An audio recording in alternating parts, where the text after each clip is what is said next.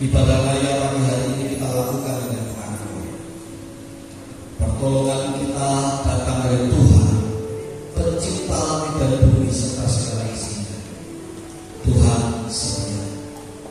Dia tidak pernah meninggalkan perbuatan baik.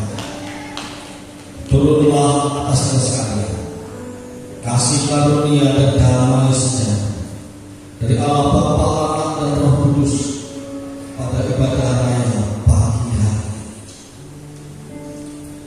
Hati kami diliputi dengan sukacita yang mendalam. Satu hal yang kami rindukan adalah ketika kami menjalani hidup ini, kami ada bersama-sama dengan Tuhan. Dan setiap kesempatan kami untuk berkumpul bersama dengan jemaat seperti hari ini, menyukakan hati kami. Kami mau bersama-sama ya Tuhan melakukan dan meninggikan Engkau, mengucapkan syukur kami yang mendalam kepada-Mu, sebab Engkau baik kepada kami semua. Terima kasih kami boleh menikmati anugerah dan kasih yang luar biasa yang datang dari Tuhan. Hari ini Tuhan, kami mau bersama-sama dengan Engkau dalam sukacita. Sukacita surga itu atas kami semua, membawa kami menikmati hadirat-Mu yang indah dan sungguh. Kami mengucap syukur Engkau memberkati kami semua, memberkati ibadah ini dari awal sampai akhir. Kami mengucap syukur kepada Tuhan di dalam nama Tuhan Yesus kami berdoa. Amin. Selamat beribadah. Tuhan Yesus memberkati kita semua. Shalom. Puji Tuhan, pagi hari ini kita bertemu di tengah suasana hidup. Kita percaya bahwa segala hal dari Tuhan. Mari kita berikan salam atas diri kita. Tuhan Yesus baik, Tuhan Yesus luar biasa dalam hidup kita.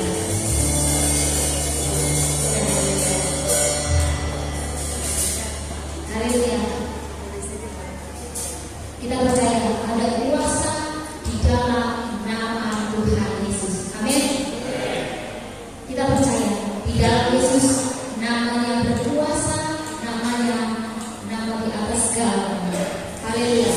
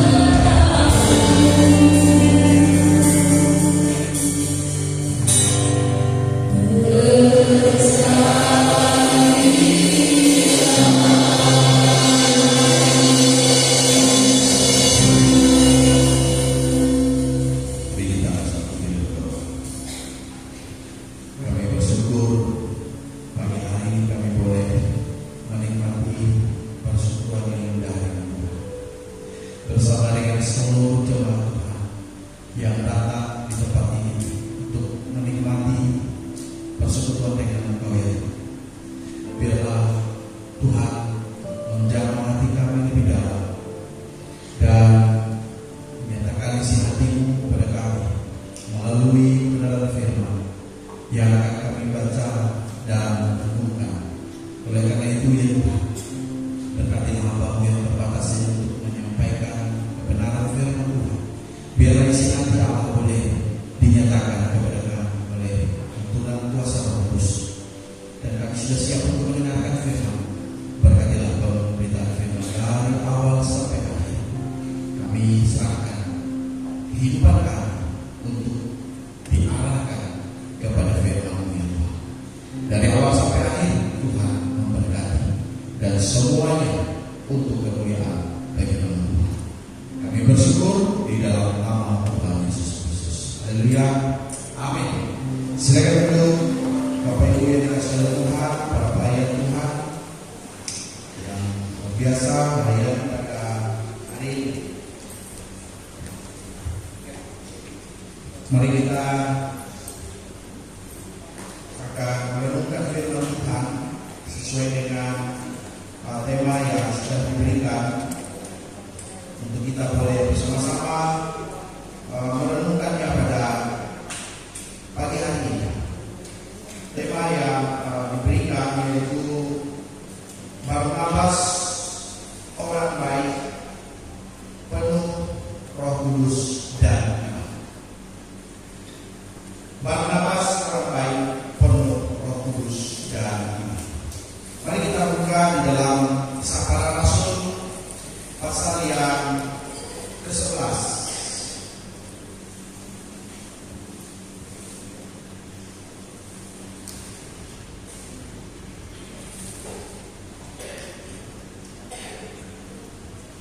Minta tolong ini pointernya tidak dapat saya. Kisah Para Rasul pasal 11 ayat 19 sampai 23 ya.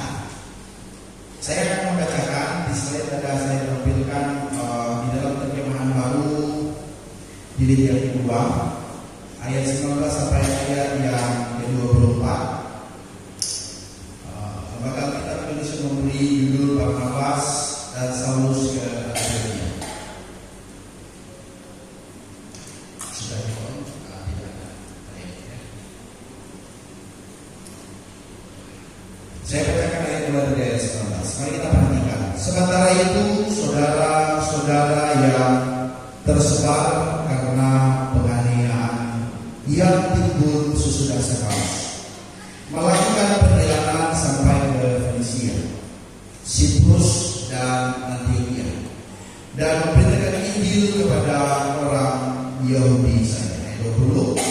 Tetapi di antara mereka ada beberapa orang Siprus dan orang Kirene yang tiba di Antiokhia dan berkata-kata juga kepada orang berbahasa Yunani dan memberitakan tentang Tuhan Yesus. Ayat 21. Tangan Tuhan menyertai mereka dan sejumlah besar orang yang percaya dan berbalik kepada Tuhan. Ayat 22. Kabar tentang mereka itu terdengar oleh jemaat di Yerusalem. Lalu jemaat itu mengutus Barnabas pergi ke Antiokhia. Ayat 23. Setelah Barnabas datang dan melihat anugerah Tuhan, bersukacitalah ia menasihati mereka supaya mereka semua dengan kesungguhan hati setia kepada Tuhan. Ayat 24. Karena Barnabas adalah orang baik, penuh dengan Roh Kudus dan iman, lalu banyak orang dibawa kepada Tuhan. Amin. Di dalam bacaan kita, ya, kalau kita melihat dalam bacaan ini, tentunya dalam Kisah Para Rasul, ya, baik di pasal-pasal sebelumnya dan pasal-pasal setelahnya ini, kita bisa melihat jalan ceritanya secara keseluruhan. Tetapi dari bacaan kita ini, maka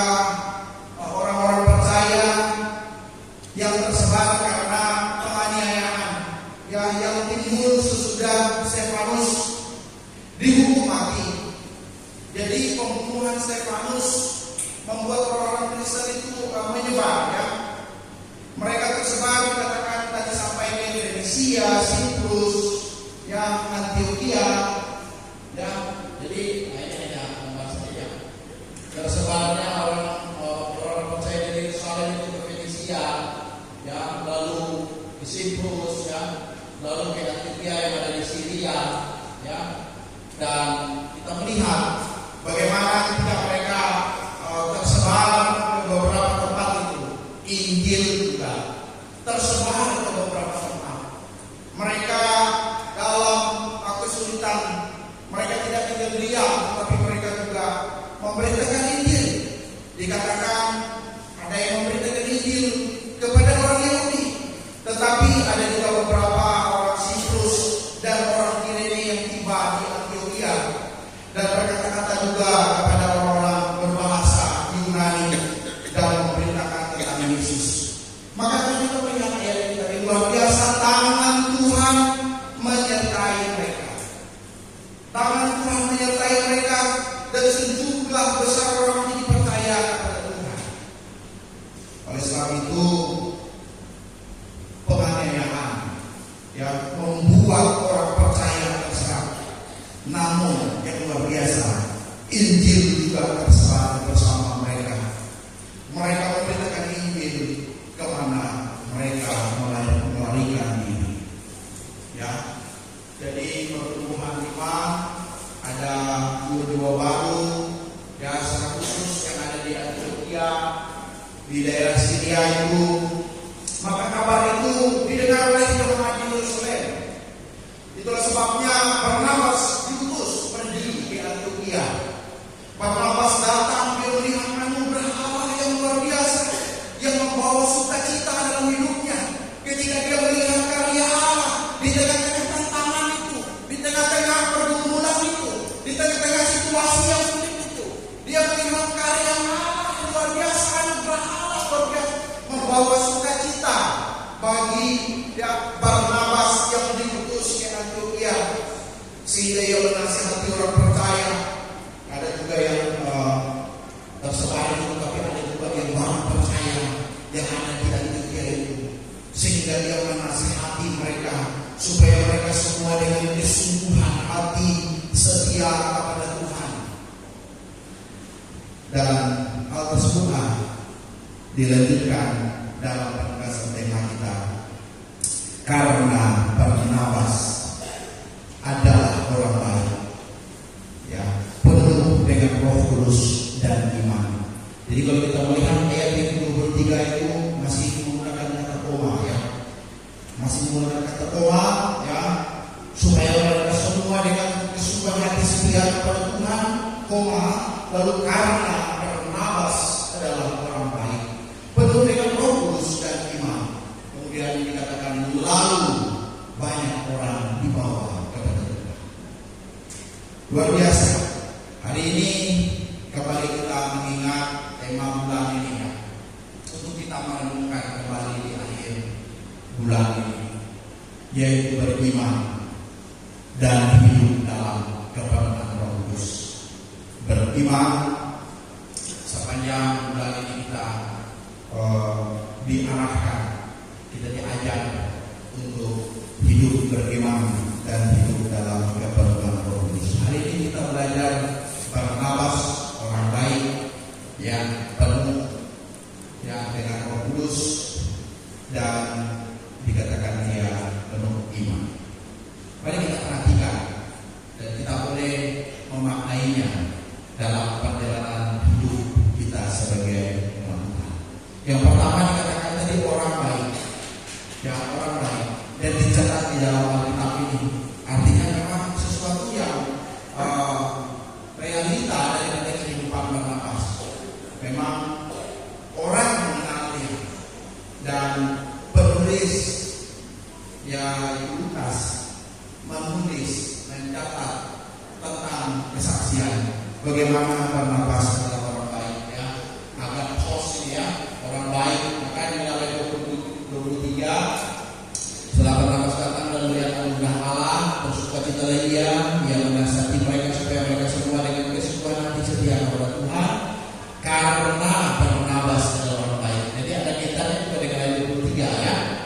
Dalam terjemahan sehari-harinya itu baik hati ya. Yang luar biasa bagaimana Barnabas menasihati, bagaimana dia memberi dorongan, bagaimana dia menguatkan jemaat yang tersebar karena penganiayaan. Memang dia diutus dari Yerusalem yang untuk mengunjungi, untuk melihat, untuk juga menghibur, untuk menguatkan, untuk memberi semangat.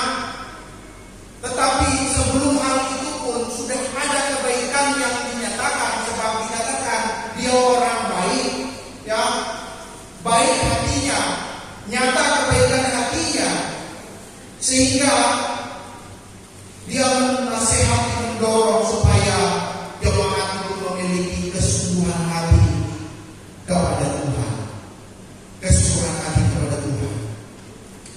Tentunya kalau kita baca seterusnya, nanti dalam pelayanan berikutnya dia menjemput Saulus yang ada di Tarsus, seperti dalam peta, lalu dia membawa kembali ke Antioquia yang ada di Syria. Dan setelah itu dikatakan Barnabas dan Saulus 1 tahun lamanya mereka berada di Antioquia. Untuk apa? Untuk mengadakan jemaat supaya mereka bertumbuh iman mereka, menasihati jemaat itu selama 1 tahun ya bersama dengan Saulus di sana. Yang mereka yang tentunya menguatkan, yang nyata kebaikan yang ditunjukkan. Jadi tentunya terdapat teladan Barnabas yang menolong orang Kristen baru, menolong orang-orang Kristen baru. Ia tentunya melayani dengan sukacita. Ketika dia melihat karya Allah pada sukacita yang luar biasa, nyata kebaikan hatinya, nyata kepeduliannya melalui pengajarannya, melalui perhatian yang ditunjukkan.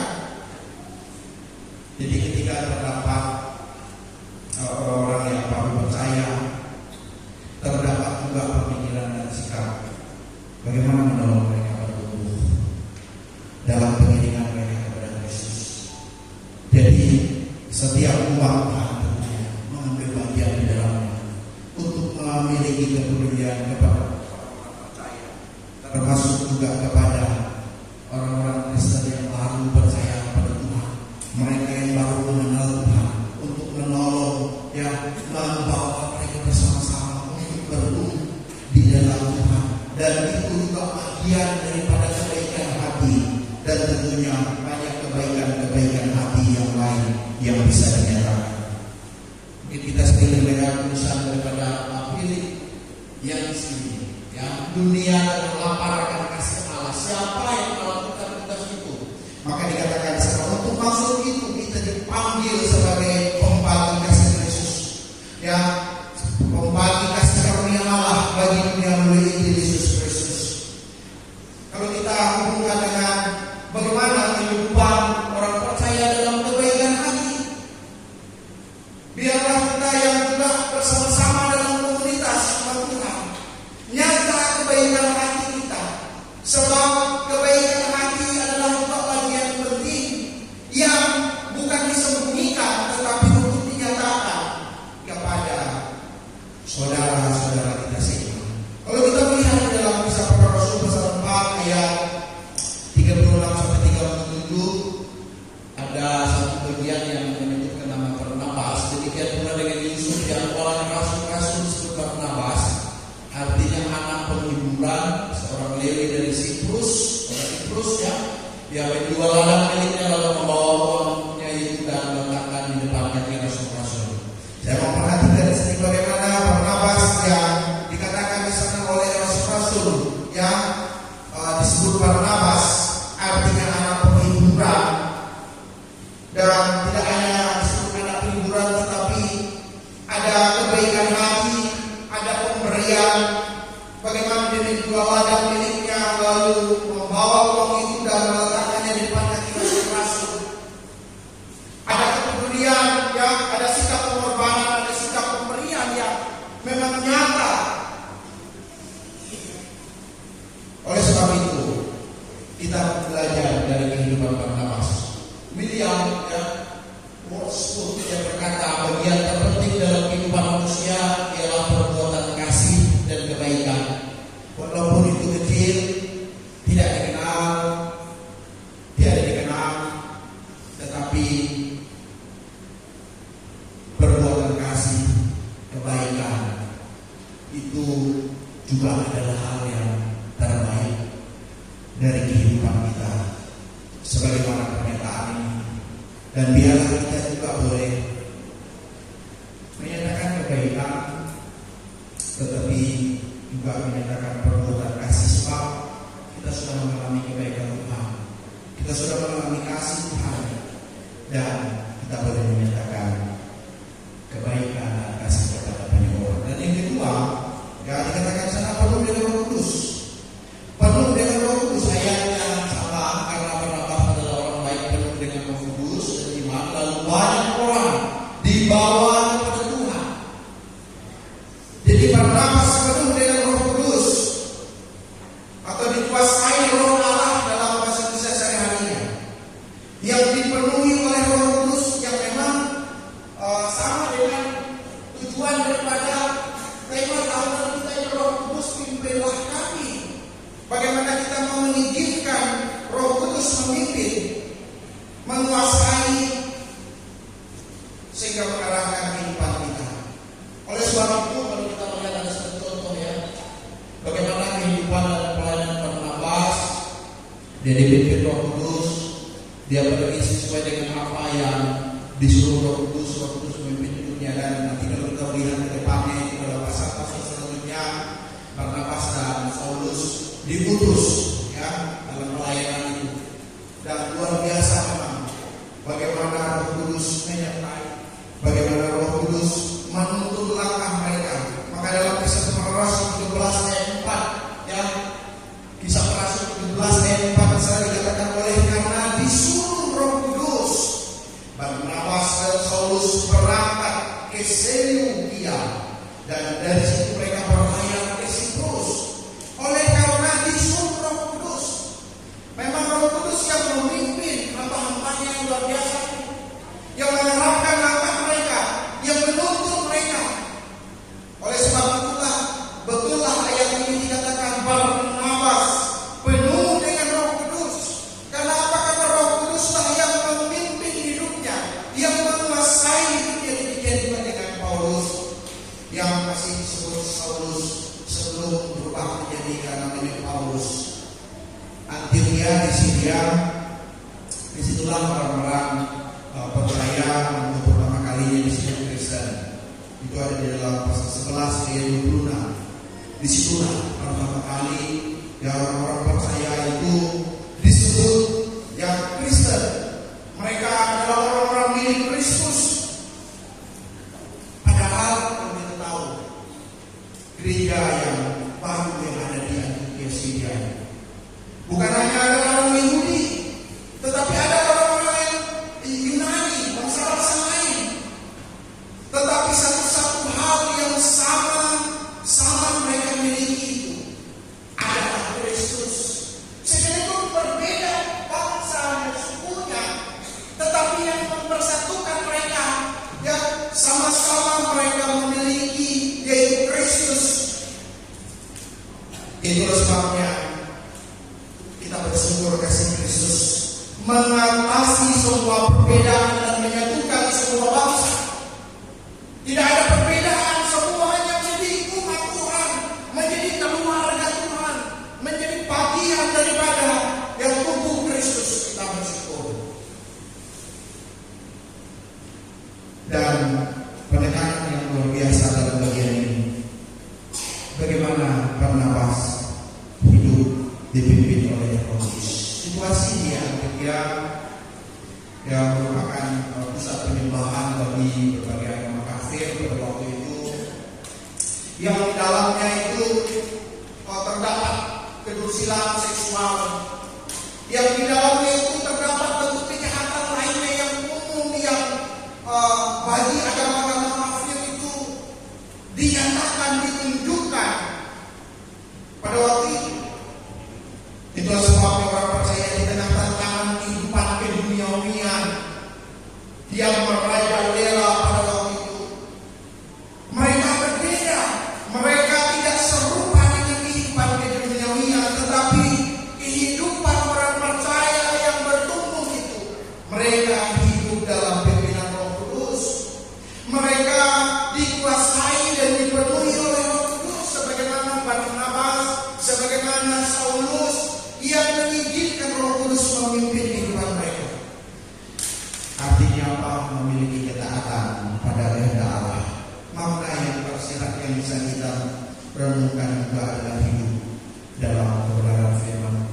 Nah, situasi dunia yang penuh dengan dosa, penuh dengan hal-hal yang buruk, tetapi orang percaya hidup dipimpin oleh Roh Kudus. Orang percaya mengizinkan Roh Kudus mengerahkan langkah hidupnya, menuntut langkah hidupnya, dan berkata, Roh Kudus, pimpinlah aku.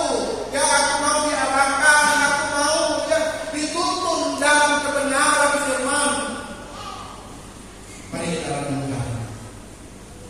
Biarlah tema ini juga boleh menjadi komitmen kita. Roh Kudus, pimpinlah kami, pimpinlah umat-Mu ya Tuhan, pimpinlah jemaat di Jasa Kasih, pimpinlah kami dan kami semua. Kami mau dipimpin oleh Roh Kudus. Dan yang ketiga, dalam kehidupan Barnabas kita pelajari yaitu iman. Ya, di dalam Kisah Para Rasul pasal 11 ayat 24, karena Barnabas adalah orang baik, penuh dengan Roh Kudus dan iman. Jadi penuh dengan iman, ya. Dia beriman. Maka kalau kita melihat tadi itu Barnabas yang menasihati umat Tuhan, menasihati mereka yang tersebar karena berbagai hal itu tadi, penganiayaan dan lain sebagainya. Barnabas mendorong mereka supaya memiliki kesungguhan hati setia kepada Tuhan, memiliki kesungguhan hati setia kepada Tuhan, dan memiliki iman yang teguh sekalipun ada penganiayaan, situasi tidak baik-baik saja. Yang mereka harus terserah, mereka harus tersebar karena ancaman-ancaman pada waktu itu di gereja mula-mula. Kalau kita melihat di sini, ya, nasihat-nasihat ini supaya mereka memiliki iman yang teguh. Tetapi Barnabas yang menasihati juga adalah pribadi yang hidup penuh iman. Dia juga penuh iman. Artinya sekalipun ada penganiayaan pun dia penuh dengan iman. Memiliki kesungguhan hati setia kepada Tuhan, dia tidak akan melakukan. Karena setianya, kalau dia tidak setia, tidak, dia penuh iman. Imannya itu kokoh, luar biasa.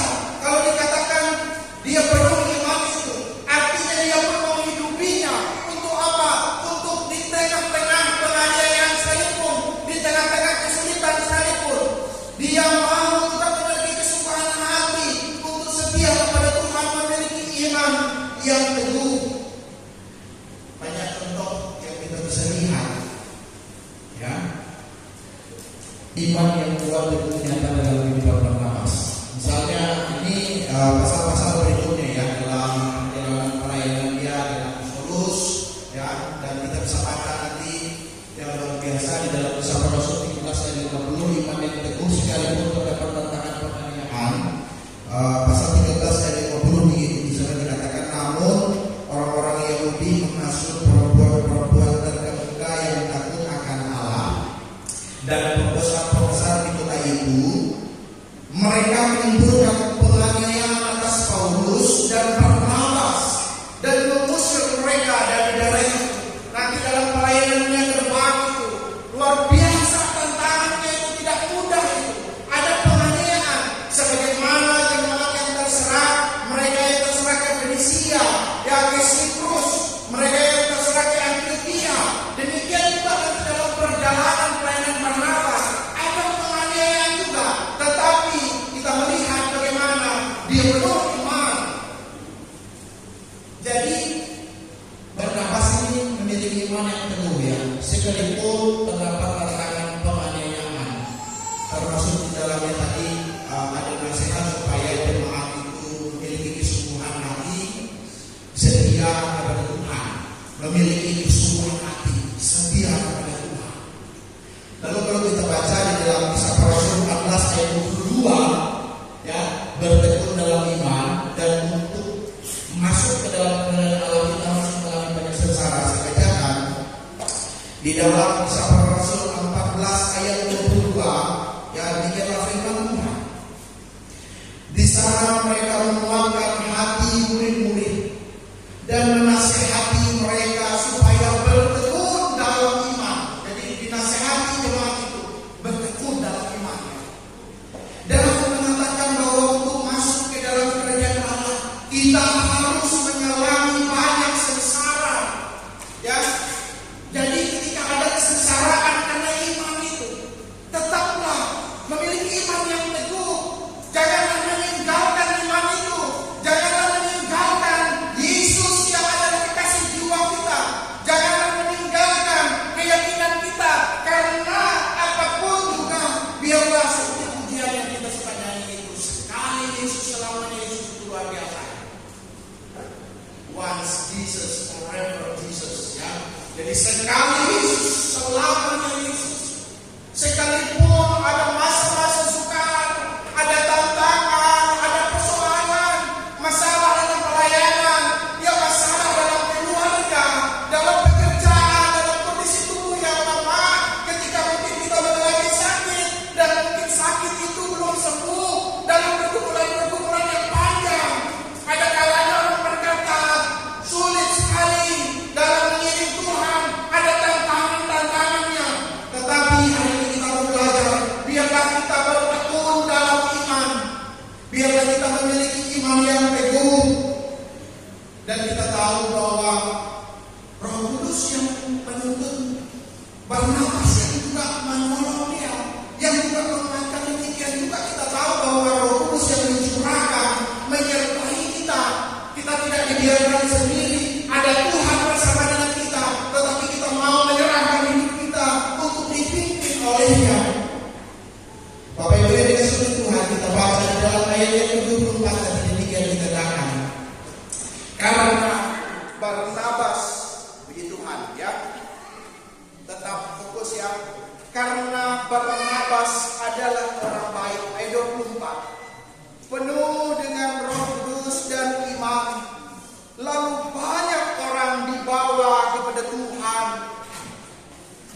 Jadi ayat ini tidak berdiri sendiri. Kalau kita baca tadi ayat sebelumnya, bagaimana tangan Tuhan membuat banyak orang, sejumlah orang datang kepada Tuhan. Kemudian Barnabas diutus ke Antiokhia untuk menasihati, untuk menguatkan. Tetapi dalam ayat ini kembali ditegaskan, karena Barnabas adalah orang baik, penuh dengan Roh Kudus dan iman, lalu banyak orang dibawa kepada Kristus. Saya baca satu tulisan, ada tulisan begini: gara-gara dia hidupku jadi merana. Nah itu ya. Lalu ada lagi tulisan selanjutnya, gara-gara gosip itu aku jadi malu bergaul. Ada lagi tulisannya, gara-gara hujan atap rumahku jadi bocor. Ada lagi gara-garanya, gara-gara jalan macet aku telat sampai ke kantor. Ada lagi gara-gara mati lampu. Mati lampu, aku nabrak pintu. Kalau sekarang ini gara-gara mati lampu, jadi mana sih? Oh itu mungkin ya. Gara-gara televisi waktumu terbuang sia-sia. Tetapi kalau kita mau mengambil hal positif dari tulisan itu, seringkali juga kita melihat karena Bapak si Anu ini, maka hidupku ya ditolong. Ada hal yang positif. Ya, walaupun situasinya buruk, tetapi ada hal yang positif. Apalagi kalau ya yang dilakukan adalah sesuatu yang baik. Maka kalau kita menghubungkan, itu hanya ilustrasi saja ya. Tetapi saya mau membaca ayat 24 ini tadi. Karena Barnabas adalah orang baik, penuh dengan Roh Kudus dan iman, titik memang. Tetapi ada kalimat berikutnya, lalu banyak orang dibawa kepada Tuhan. Memang tangan Tuhanlah yang mengerjakan ini sebelumnya, tetapi Tuhan bisa pakai ya juga anak-anaknya yang mau dipimpin oleh Rohnya seperti Barnabas. Maka dengan lain kata, kehidupan Barnabas menjadi berkat bagi banyak orang, menjadi saksi Kristus. Melalui kehidupannya banyak orang dibawa kepada Tuhan. Banyak orang dibawa kepada Tuhan ketika dia hadir untuk menasihati, untuk menguatkan orang-orang percaya yang baru percaya kepada Tuhan. Tentunya itu adalah hal yang baik. Ketika dia mengizinkan Roh Kudus memimpin hidupnya, dan ketika dia memiliki iman yang teguh, sehingga kehidupannya menjadi berkat, dan melalui kehidupannya banyak orang dibawa kepada Tuhan. Ada implikasi bagi kita pada hari ini, sekalipun lampu mati ya, sekalipun mungkin cuaca sedikit hangat, tetapi tidak menghalangi kita untuk kita boleh menghayati firman ini. Sebab firman ini tidak ada yang kebetulan. Saya pun mau untuk menikmatinya, dan biarlah kita semua mau untuk menikmatinya. Ada implikasi bagi kita. Yang pertama, milikilah kebaikan hati untuk menjadi berkat melalui kehidupan kita, melalui perkataan kita, melalui perbuatan kita, sehingga nama Tuhan dipermuliakan. Yang kedua, milikilah kehidupan yang dikuasai Roh Kudus dan tunduk pada pimpinan Roh Kudus. Dan yang ketiga, milikilah iman yang teguh, milikilah kesungguhan hati, setia kepada Tuhan sekalipun terdapat tantangan dalam kehidupan keimanan yang dijalani.